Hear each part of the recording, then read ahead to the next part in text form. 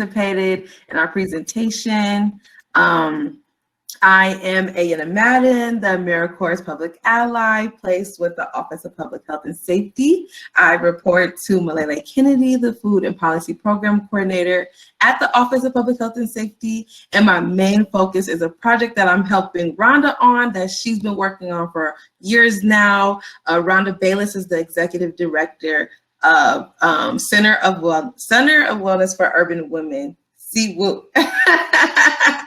So I am going to start by, like I said, I thank you guys all for being here. I'm going to be sharing my screen.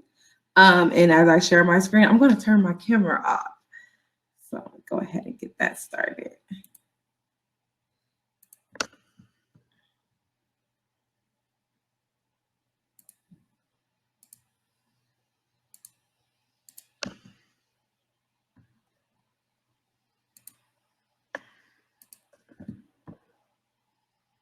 Okay, so everyone can see my screen, right? Good deal. So starting with our agenda, just want to let you know what this presentation is going to look like. Like I said, thank you guys all for being here. We really appreciate your time. So we're going to start with me. I'm going to tell you about the state of our neighborhood surrounding food. Then Rhonda's going to let us know some more information about what Neighborhood Food Champions is. Milele is going to tell us about the city's future surrounding food and the work that she's doing. And then I am going to let everyone know about food healing and if our food system is healed, then it heals us all. Then I'm going to take a moment to highlight one of our neighborhood food champion alumni, Tracy Harris. And then after that, we're going to talk about commitment to equity in the Neighborhood Food Champion program and how you can be a neighborhood food champion. So 1 in 5 Hoosiers will be at risk of hunger. According to Feeding America, Hoosiers are more likely to face hunger than the national average. In the wake of COVID-19 pandemic, the rate of Indiana families who are food insecure has increased, meaning more families across our state are in need now more than ever. In 2017, the highest level of food insecurity is in Marion County at 19.4%, or an estimated 177,940,000 individuals. Food insecurity means that at some point during the month, an individual is unsure of where their next meal is coming from. Looking at the Meadows neighborhood specifically, in terms of food access, only 29.05% of residents live within a 1-mile radius of a supermarket. Food access is an issue because access to healthy food is a basic human right. Until every community is listed on Indy Vitals at 100%, it is important to keep working to creating a system that acknowledges and reflects that human right. What would you do to improve these statistics? As an AmeriCorps Public Ally dedicated to a year's service, I have spent the last 6 months working with the Office of Public Health and Safety. My objective focus is to support and sustain grassroots food-related projects like Neighborhood Food Champions. NFC, Neighborhood Food Champions, is a very creative and innovative response to Marion County's food apartheid. NFC is a program offered by the Center of Wellness for Urban Women, CWUW, and funded by the City of Indianapolis. NFC offers 12 weeks of training and funding to individuals who have ideas for grassroots projects and or businesses that address food access and or food insecurity. The projects the champions develop, as well as the NFC program itself, stands as a labor of love.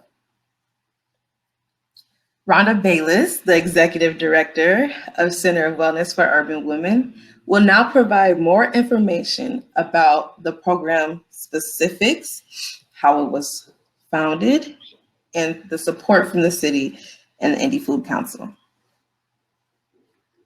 Thank you, Ms. Madden. And once again, I want to thank all of you for, joining us as we learn more about Neighborhood Food Champions. It birthed out of the Cooking and Nutrition Education Task Force with the Indie Food Council back in 2016. It was in collaboration with CWUW, Community Health Network, and Indianapolis Urban League. We all partnered and got together and really try to think of an innovative way to address food access here in Indianapolis. Myself and Coffee King, who was with Community Health Network at the time, developed the program and chose our first 10 food champions back then. It was funded through Robert Wood Johnson Foundation and supported with LISC, and the McKinney Family Foundation was a great support in helping our food champions actually visit another city. They went to Ohio. So our first year was really fun and robust and fully funded, and it was great. Next slide. And as the slide moves, that is Sister Vivian.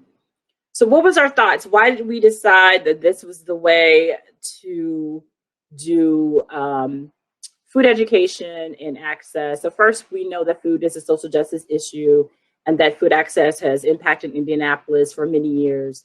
We wanted to provide an opportunity for underrepresented folks here in our city to be able to have an opportunity, spaces, and be able to plan and have advocacy around food-related issues. And so the initial name of the program was Empower the Passion Neighborhood Food Champions, and that's our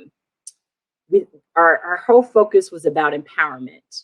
How can we help people grow food and support their own communities and neighborhood? And so with that, some of the goals around equity and justice, and of course, creating a culture of health, it was needed that we really engage and supported community and our neighbors. And of course, we wanted something that was long-term in that their work would impact the larger food initiatives around making change happen in our neighborhoods. So what is a neighborhood food champion? It is a person, not a project, but a person who is seeking to create opportunities in their community around food insecurity and access. Each food champion will receive some training. The whole goal is really to sustain the project, and we do that by helping them with a project award for their food-related project. That project award is at $2,000, and they do receive a stipend of $50 per workshop just to support themselves or their project. But this year, we wanted to do something a little different. We had some really great individuals that we wanted to support, so we created the Neighborhood Food Builder. And this person is also somebody who's very dedicated to food security and access, but maybe already supported by a larger organization or business, and might not need as much hand-holding as a food champion, but still needed some kind of level of support. They will also receive a project award to support their project. Next slide. So who is a food champion? Is somebody who can demonstrate an innovative and creative approach to food and food access.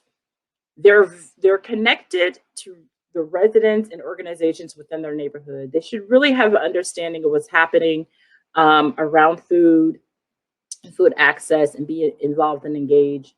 They really want to seek long-term equitable solutions and another clear understanding, not just around food, but what some other issues that are happening that they can help tackle in their community. So we want people who are already doing some level of work and they have an understanding, they're connected either through their quality of life programs or great places or their churches, etc., but they are engaged in some kind of way to already address food at the neighborhood level. Next slide, Ms. Madden.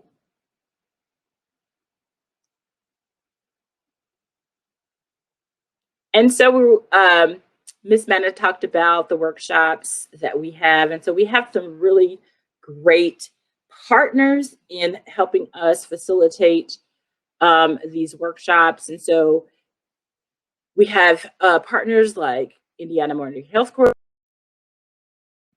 IUPUI School of Public Health, Marion County Public Health Department, and so many others to help us facilitate these workshops. And we really try to find a vast number of topics that we think that would help to sustain their project. And so this year we did add social marketing and social media. We found that some of the projects needed a little more help in business development. And so for both for-profits and nonprofits, so those are 3 new areas that we're going to focus on this year with this current cohort to help them with their projects.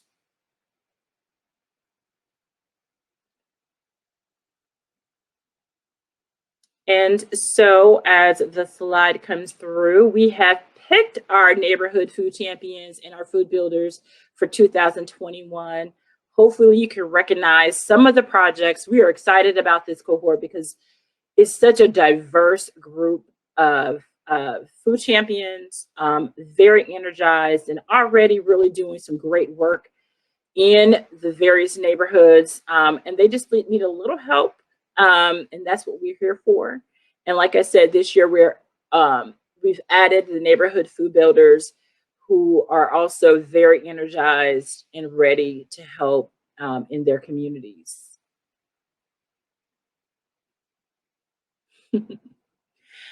And so this is our 4th cohort this year. These are some of our alums. You may recognize some names across the city. Some are actually, I think, actually participating and witnessing and listening to this presentation. But we have some really great people and some, projects that you may know of, like Cleo's Bodega. We're going to hear from Tracy Harris a little later, but really great long-term projects. Lawrence Community Garden is one of them. So we're really excited and we plan on really supporting these folks in the future. Next slide. And there we have it. Where's this the future? What's the future look like? We really want to work with our past food champions. Some still need a little help. Some still need to handhold and, really want to keep going and keep growing their food for their community. And so we're looking to see how we can support them in additional educational workshops and funding. We want to further kind of flesh out our neighborhood food builder program and what that could look like for the future and helping those projects grow. And then also engaging with businesses and organizations and helping train to support our food champions and builders. I think that's one of the biggest things that we really try to do is connect the food champions with organizations. That's why our workshops are all facilitated. Maybe I think I facilitate one, but other community organizations and businesses so that those food champions then have that resource as they venture out with their projects. And of course, this is our fabulous Miss Moore from the Lawrence Community Garden, who has been a great resource on the east side of Indianapolis. And so we just want to celebrate her. But I also really want to thank the City of Indianapolis and Mayor Hogsett and the Office of Public Health and Safety with Milele, who completely have believed in neighborhood food champions from the onset and really want to put more investment and energy into seeing this program grow. So I'm extremely grateful and excited to see where me and Miss Coffee we're trying to figure out what we're going to do, and to see how it's grown. Thank you. Thank you so much, Rhonda. Yes, and thank you all. Neighborhood Food Champions was a great response to the disparities mentioned earlier. And I'm very happy to be a part of the work as a public ally.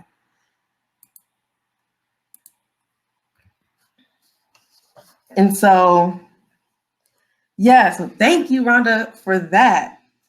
And on to our next guest. Transferring food systems to include all who was fundamentally missing from the plan. Launching policies that represent a significant shift in the food access work for the city. Providing $1 Lyft grocery rides with code Feed Indy to our residents. Utilizing the collective resources of small businesses by establishing a local grocers coalition to provide collective buying power. That is just some of the work of Milele Kennedy, the food policy and program coordinator for the City of Indianapolis.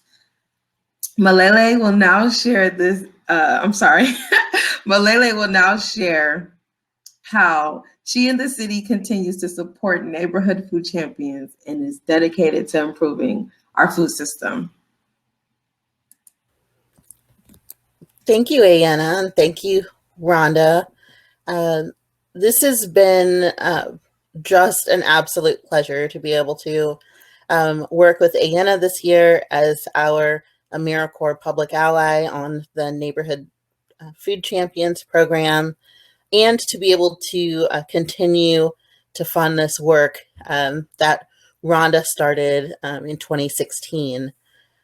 In 2020, the Office of Public Health and Safety and me, as the food policy and program coordinator, decided to kind of be able to move on to the next level of support for food programs in the food system in Indianapolis through the allocation of funding through Mayor Hogsett and the City County Council of $500,000 to be able to support this work within the city.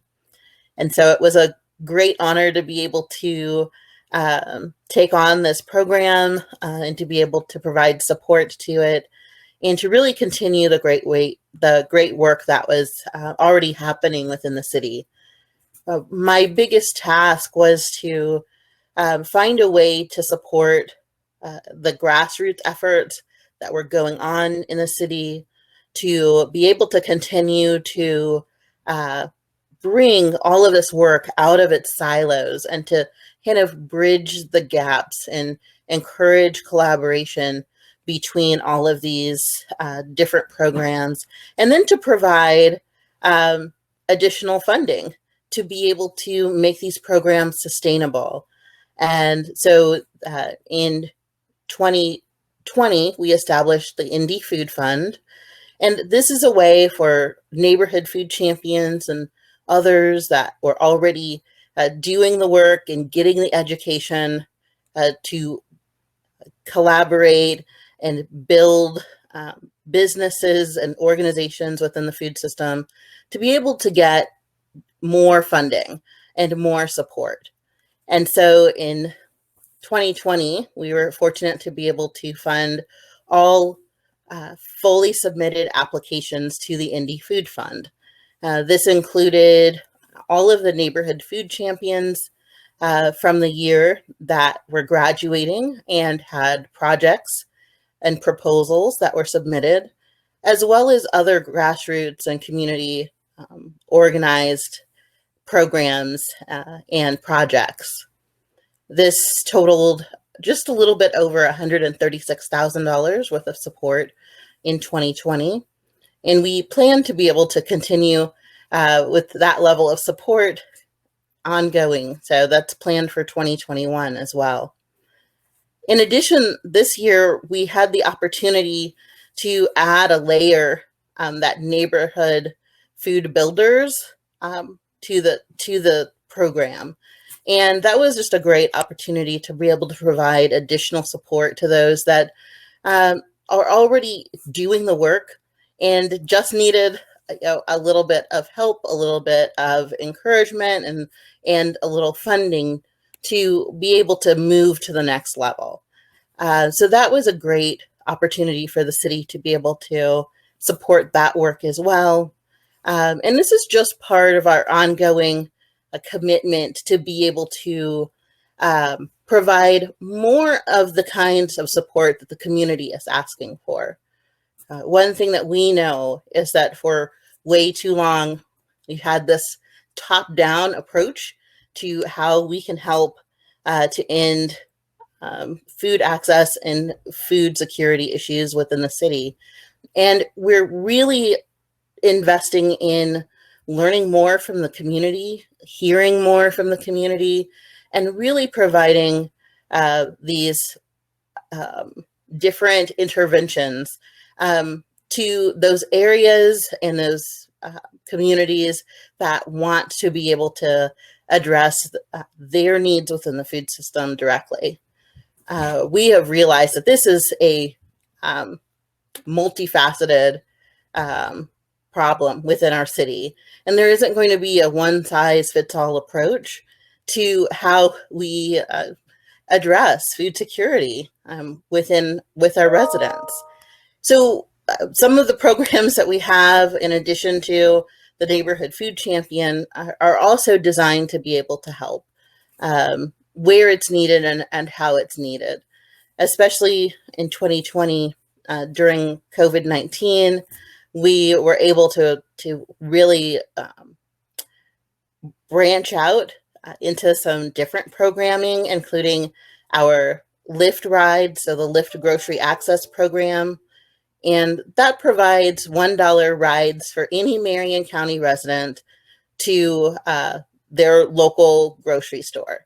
So any store that accepts SNAP and WIC, that are SNAP and WIC certified, a resident can use the code FEEDINDY in their Lyft app and receive that $1 ride to the store, and another $1 ride home as well. But this is just one way that we have been trying to meet residents where they're at. And right now, some residents are at home. So we've also established the home delivery program in partnership with the Indie Hunger Network and Gleaners Food Bank to be able to get food delivered directly to people's homes. And that is ongoing as well. But these are just small projects that we are doing to meet that immediate need right now. But we know that there's a lot more to do. And part of that includes working with the communities to find out where they're at and what our residents need. The Food Comito Roll 317 initiative is designed as a consumer food survey for all Marion County residents to be able to find out more about what's working and what's not within our food system. Our goal from that survey and from focus groups that we've held with our community partners is to be able to better inform the city and what will be our 5-year and 25-year plan for our food system.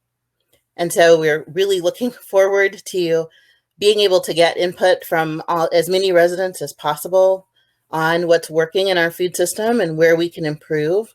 And that initiative will be ongoing through 2021. And I'll make sure to put that information in the chat as well.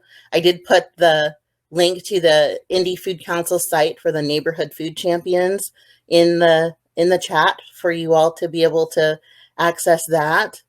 And so I really want to just say that this is just one way that we are continuing to work in partnership with our community to be able to recognize and move forward all of those that are doing so much work within the food system. And Ayenna is going to move on here and highlight just how personal the support can be and exactly where just one journey was for one of our neighborhood food champions. Thank you so much for sharing, Milele. Thank you so much for giving the audience a good idea as to all the programs going on and all the programs that they can use for themselves and their loved ones. I appreciate that. And so, going back. Yeah, and then also you guys will be able to see, the personal story of how the Indie Food Fund grant can change lives and has. And so food is at the center of our lives. The sharing of food has brought people together since the beginning of time. Being a food champion is about being a champion for social justice in so many other ways. It's about race equity, gender equity, healthcare justice, learning outcomes, community cohesion, and bringing everyone together. Each attempt to restructure the ways in which food is distributed, consumed, and produced impacts the social, cultural, political, economic, and environmental dimensions of our food system. The importance of healing within the food system, food policies, and food practices is paramount. In terms of education, it is proven that children with breakfast in their stomachs tend to receive higher test scores and have lowered behavioral issues. Kids get hangry too. Studies from the American Psychological Association reveal the psychological effects of hunger on education. Hunger has been observed to cause depression, anxiety, and withdrawal, all of which are obstructions to a child trying to focus on education. Hunger can also cause behavioral problems. Behavior can affect the rest of the students, the teacher's attention, and the overall learning atmosphere. In this case, hunger not only disturbs the affected child learning, but the learning of others as well. Healing our food system is something that is a multi-generational conversation, which is why the lower age limit to apply to neighborhood food champions is 17. So we can see in a few years, my friend with the pink sweater can be a neighborhood food champion.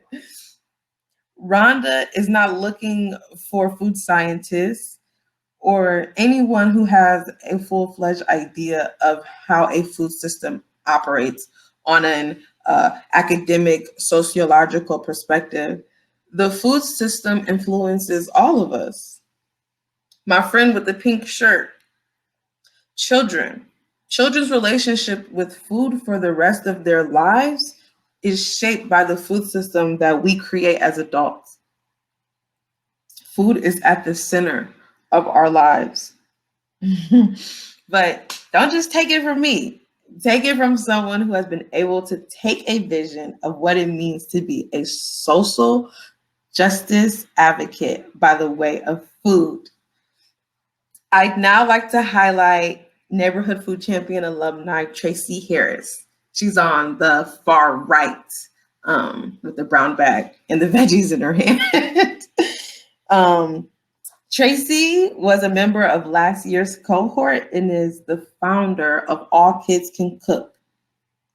All Kids Can Cook is a STEM-based fun cooking class for kids ages 8 to 17.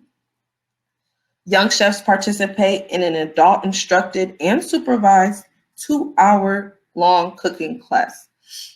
The young chefs receive an activity handout with the recipe to keep, as well as a complimentary chef's hat. Tracy's goal is to interact and empower our youth to prepare easy, healthy meals while teaching them how to make healthy food choices. Tracy said to me, "I can't wait for the neighborhood to change. I have to change the neighborhood. I'm sorry, still so inspiring. Inspired to be the change she wanted to see, feeling empowered as a neighborhood food champion, she then decided it's my turn to pass the torch.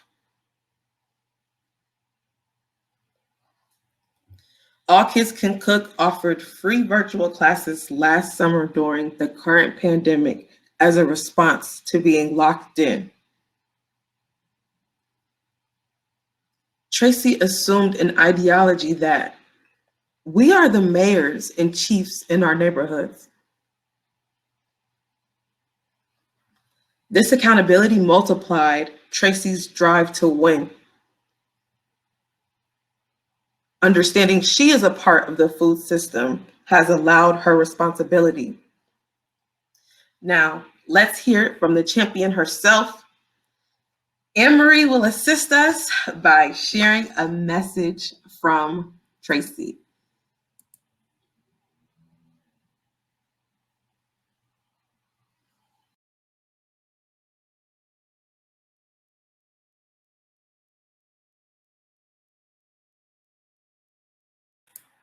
And so I hope everyone was able to see the video. I posted a link of the video in the chat. Hopefully you can take some time to see that. I will now continue to, okay, good. I will now continue to present some slides.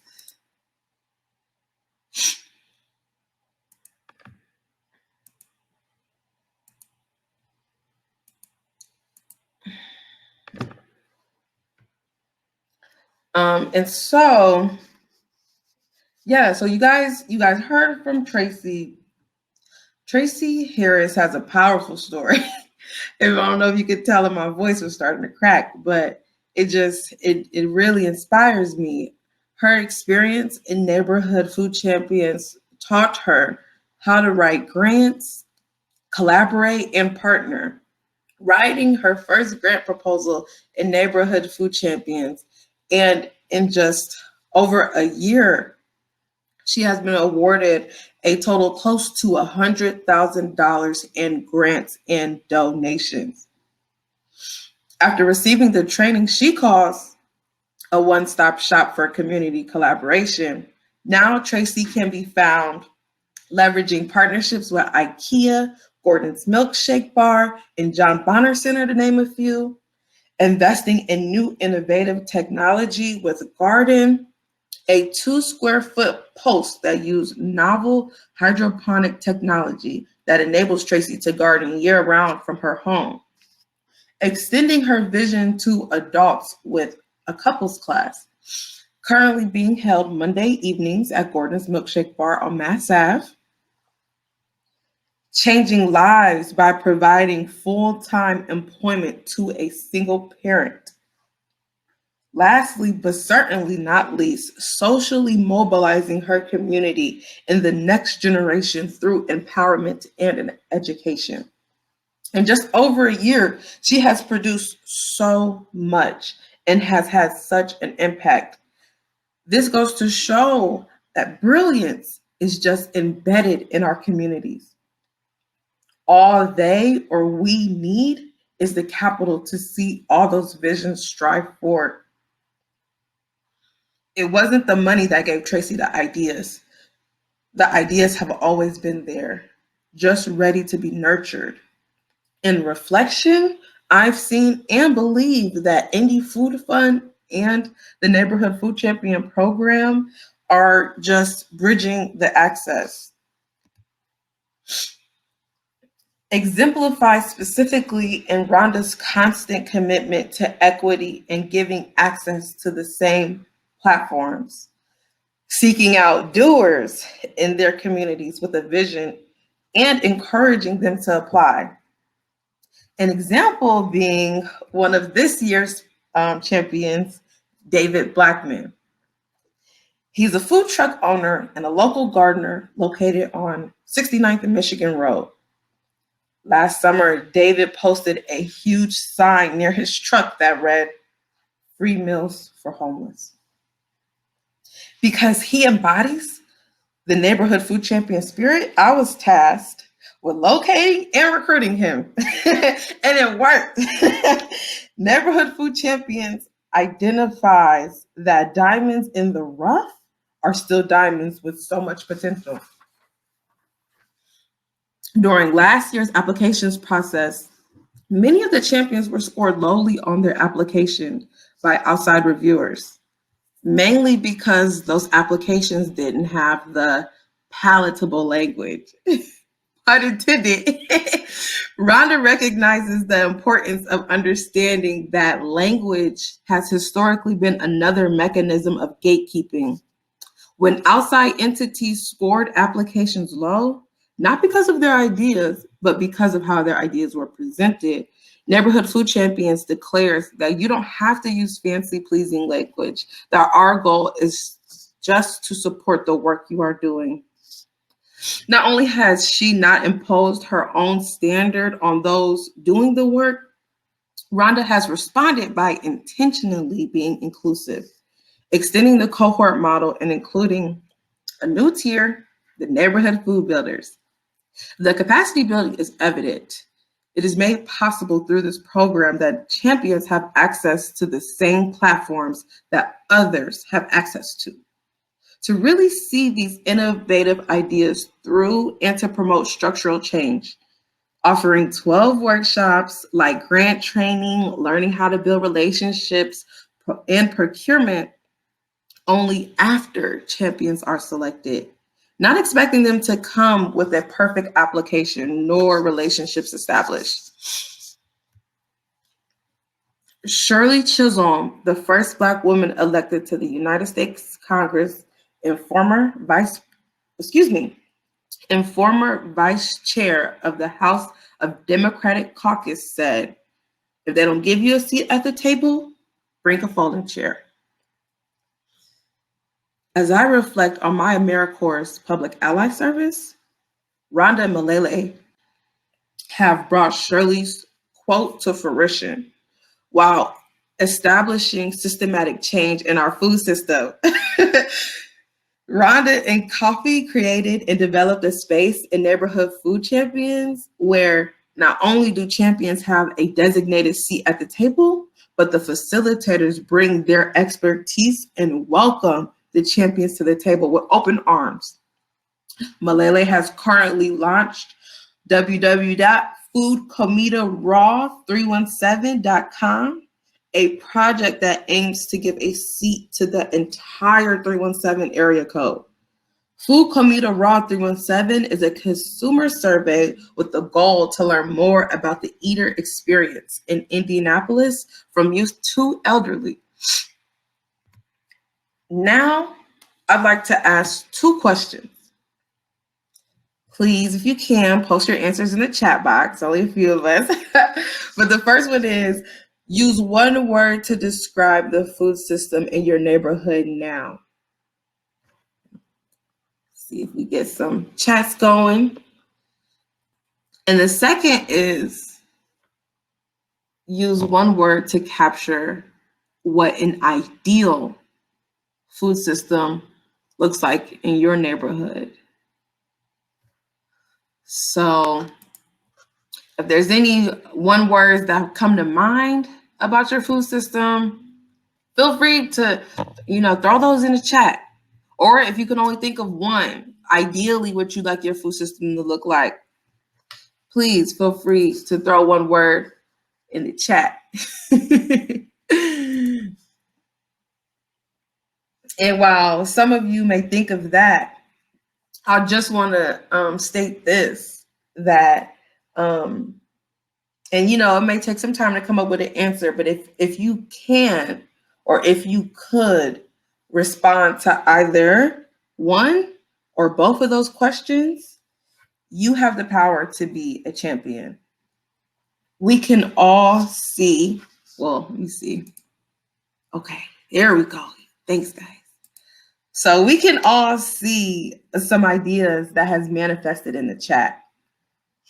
We must hold one another accountable for being champions, not separately, but together.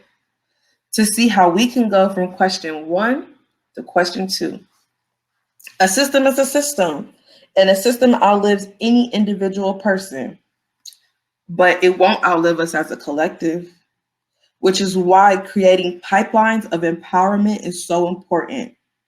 That is exactly what the Neighborhood Food Champions is, a pipeline of empowerment. This is a vision that went from Rhonda and coffee to Milele to Tracy, and now me. Black women creating a way for one another while healing their communities.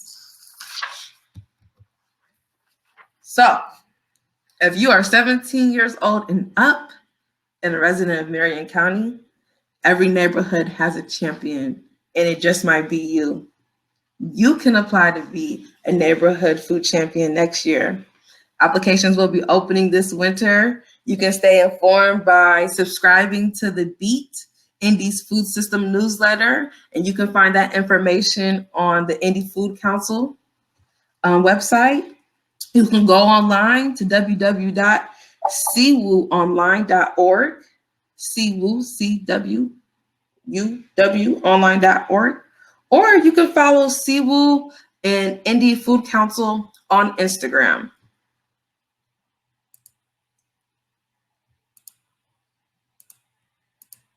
And now I'd like to open up the floor for questions, comments, or anything of the sort.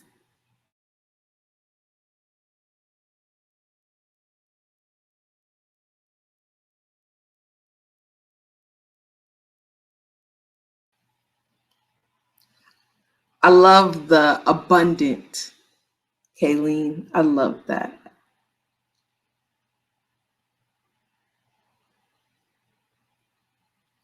Brandy said her food system is quick.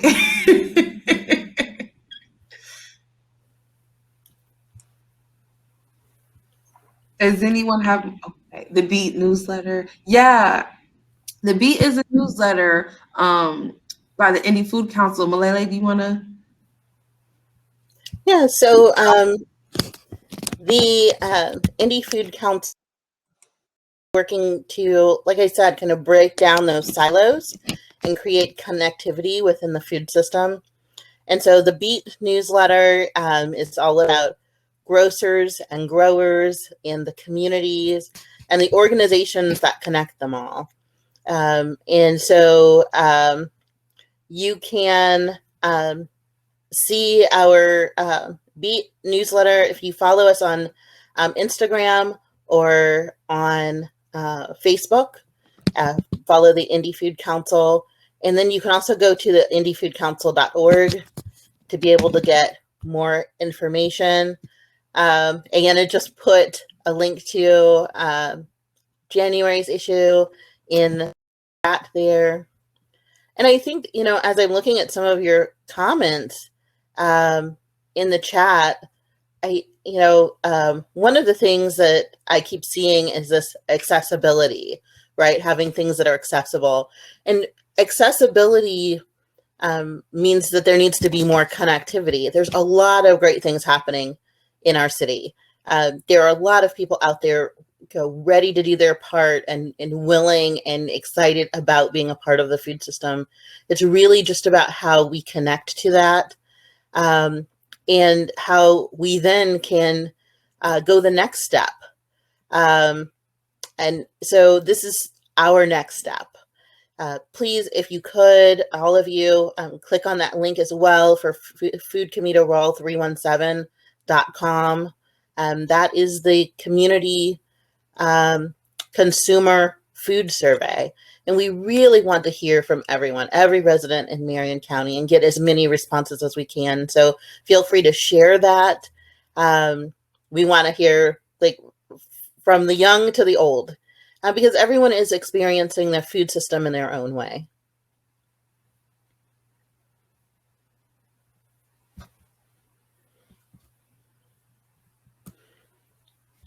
Let's see. Were there any questions? We have about 5 minutes left. If there's any questions, comments, anything that we can expand on? I would just add, I think it's important that you get your neighbors, friends. I think what Milele is really talking about, that connectivity. And with the focus groups, I'll just give an example. I participated in one of the focus groups. I can't remember, it was business. I don't remember, but it was a great opportunity to like lend your voice to what's happening. And I think the more we can get resident voice, the better. And so I would really urge, when you're having your neighborhood meetings, to mention that link and that, opportunity. The more we hear from the individuals in the community, the better we can do the work that we do at our level. I think right here you see how the city, community-based organizations, and even, I'm so glad Ms. Madden took the lead on this. I think it's important to have young people driving some of these conversations. And so I really think, just spread that link out. We just don't want to hear it only from a certain perspective, right? I think you need to hear it from, the different pockets of the community. And I think that's why we were excited about our food champions this year, because there were just pockets that we never thought we would get, from our indigenous community, from our Muslim community, immigrant community. Like we're so excited when we were reading those applications going, yay. We need to bring everybody to the table. They don't have to bring their folding chair because we got a chair already ready for them. And that's kind of my attitude. And so like the table is here, the chair is here. And so it's up to all of us to kind of make sure we're making those links and connections and getting our neighbors involved. This is about their healing, about their peace, and about their access, right? So they should be leading us in what we need to be doing, and we need to have an opportunity to listen to them. So I just wanted to add that because I think it's important what Milele is doing and making sure there's community voice and input.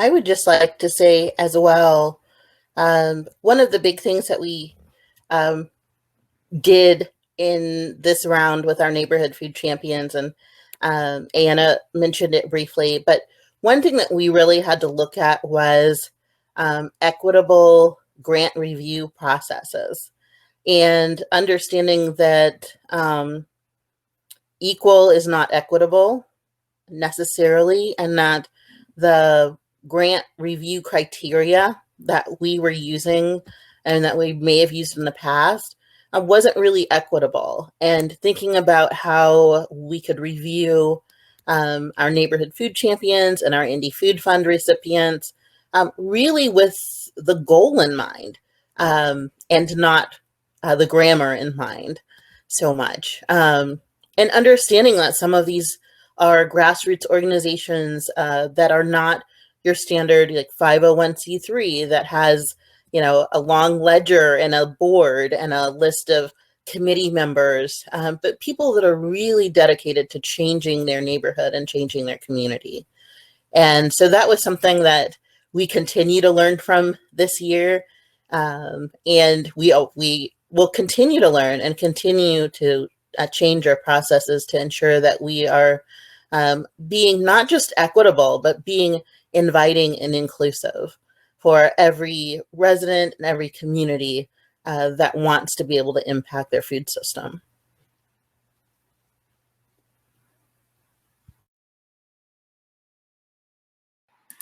Thank you, Milele. I'm going to post in the chat.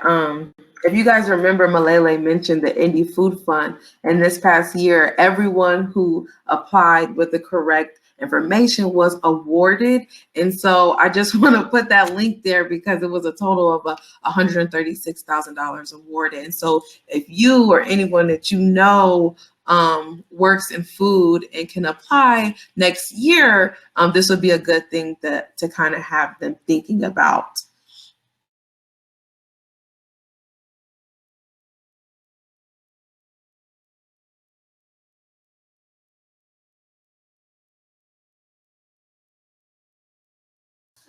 Thanks everyone for all of the compliments in the chat as well. I was very nervous and I'm very happy to do this work. And so I think you might have been able to hear that emotion come through my voice.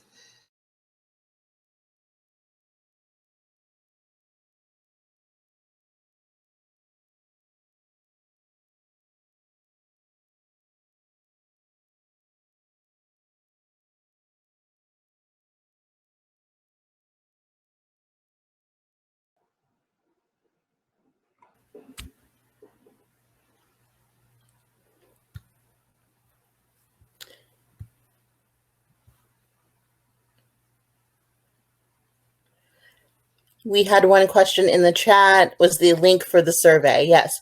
Mm-hmm. So the foodcommitteeroll317.com takes you to that community survey.